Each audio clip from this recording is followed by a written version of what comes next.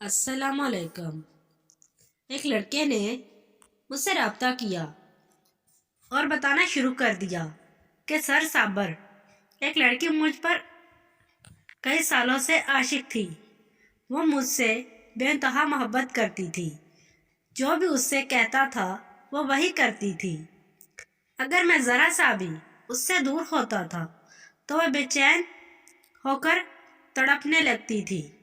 کبھی مصروفیت کی وجہ سے میں اس سے کچھ وقت بات نہیں کر پاتا تھا، تو جیسے ہی اس سے محبت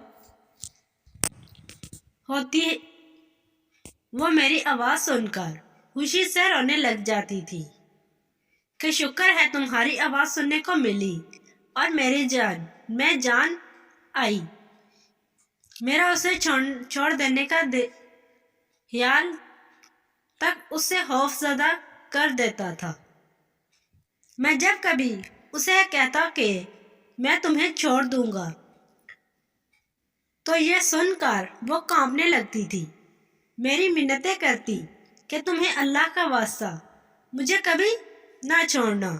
وہ مجھ سے اتنی چاہت، اتنی محبت کرتی تھی کہ میں سوچ بھی نہیں سکتا تھا کہ کوئی مجھ سے اتنی پاگلوں جیسی محبت بھی کر سکتا ہے۔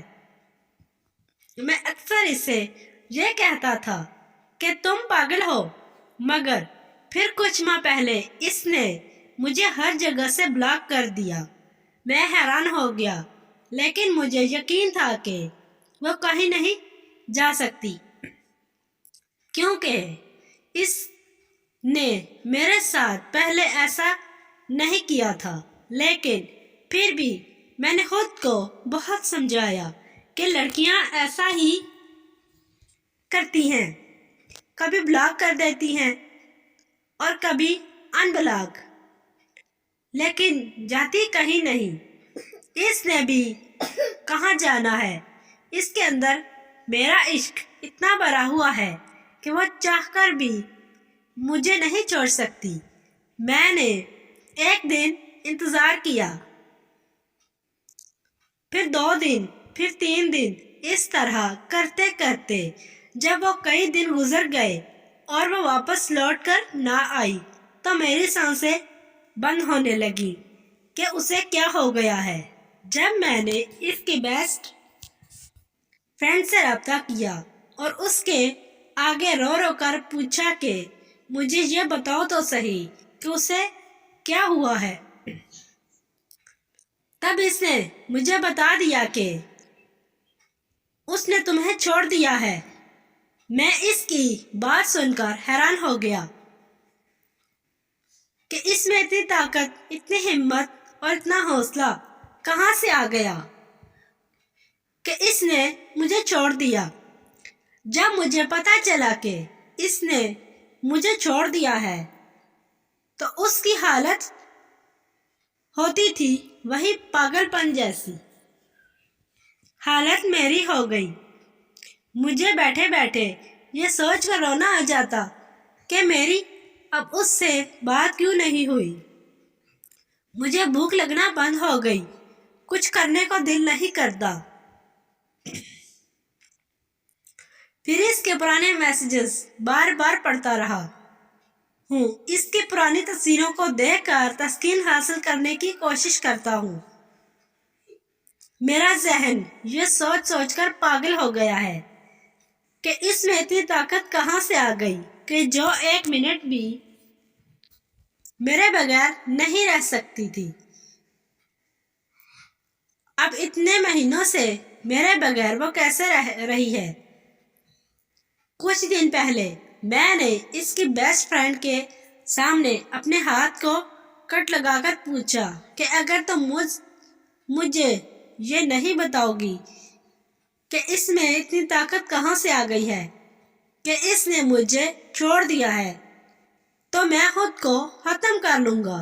میرے جسم سے خون نکلتا ہوا دیکھ کر وہ ڈر گئی اور اس نے مجھے بتانا شروع کر دیا کہ اس نے ماہر نفسیات صابر چودھری سے فون پر بات کی تھی۔ ان سے بات کرنے کے بعد میں نے محسوس کیا ہے کہ وہ اتنی طاقتور ہو گئی ہے کہ وہ تمہیں کیا کسی کو بھی چھوڑ سکتی ہے؟ یہ ساری بات بتانے کے بعد اس لڑکے نے مجھ سے پوچھا کہ سر کیا اس لڑکی نے آپ سے بات کی تھی؟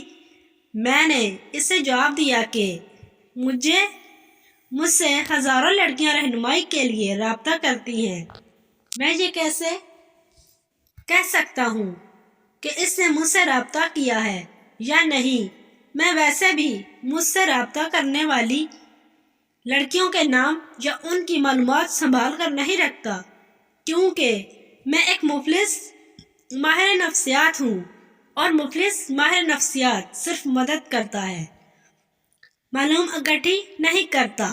اور اگر فرض کریں کہ کسی معلومات میرے پاس ہو بھی تو اسے کسی کو نہیں دیتا، کیوں؟ ایسا کرنا میرے پروفیشن کے خلاف ہے۔ اس لیے آپ اس طرح کے سوال پوچھنے کے بجائے کوئی ایسا سوال پوچھیں جس کی مدد سے آپ کی مدد کر سکوں۔ اس پر اس نے مجھے کہا کہ سر میں آپ کے سامنے قرآن پر ہاتھ رکھ کر قسم کھانے کے لیے تیار ہوں کہ اس لڑکی کے ساتھ مفلس ہوں، اس سے محبت کرتا ہوں اور اس سے شادی کرنا چاہتا ہوں۔ مجھے لگتا ہے کہ آپ نے اس کی بات سن کر اس کے اندر میرے خلاف زہر بھر دیا ہے، جبکہ میں آپ کے سامنے ماننے کے لیے تیار ہوں کہ اس میں کوئی شک نہیں کہ میں اس کی بے قدری کرتا تھا، اس کو جان بوجھ کر تنگ کرتا تھا اور اذیت دیتا تھا، اسے جذباتی بلیک میل کرتا تھا، اسے چھوڑنے کی دھمکیاں دے کر کنٹرول کرتا تھا، مگر صرف مجھ سے غلطی ہو گئی۔ میں اس سے اور آپ سے معافی مانگتا ہوں۔ آپ خود اس کے اندر سے اپنا بھرا ہوا زہر نکال دیں تاکہ وہ واپس آ جائے۔ میں نے اس سے کہا کہ میری بات غور سے سنو، میں لڑکی نہیں ہوں جو قرآن پر ہاتھ رکھتے ہوئے لڑکے کی باتوں میں آ جاؤں کہ میں تمہارے ساتھ مفلس ہوں، مجھے تم سے محبت ہے، میں تمہارے ساتھ شادی کرنا چاہتا ہوں۔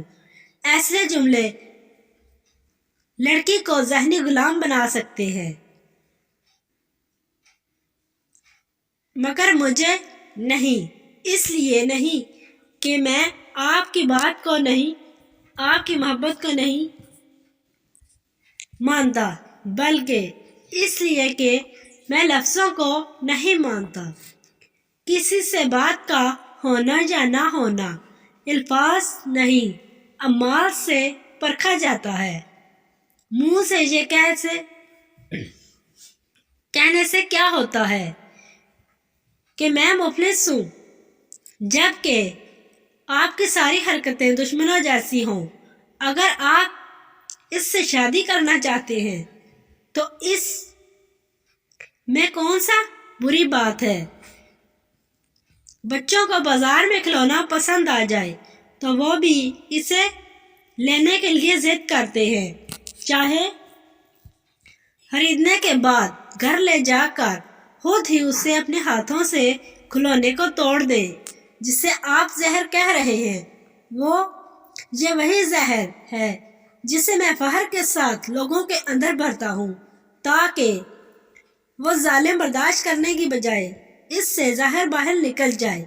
میرا بھرا ہوا زہر زندگی لیتا نہیں بلکہ دیتا ہے۔ آپ ایسا کریں کہ اس لڑکی کو وقت دیں، اگر آپ کی محبت مخلص ہوگی تو وہ واپس ضرور آ جائے گی، ورنہ میرا بھرا ہوا زہر اسے زندگی بھر پرسکون رکھے گا اور اس کی زندگی کو سکون سے بھر دے گا۔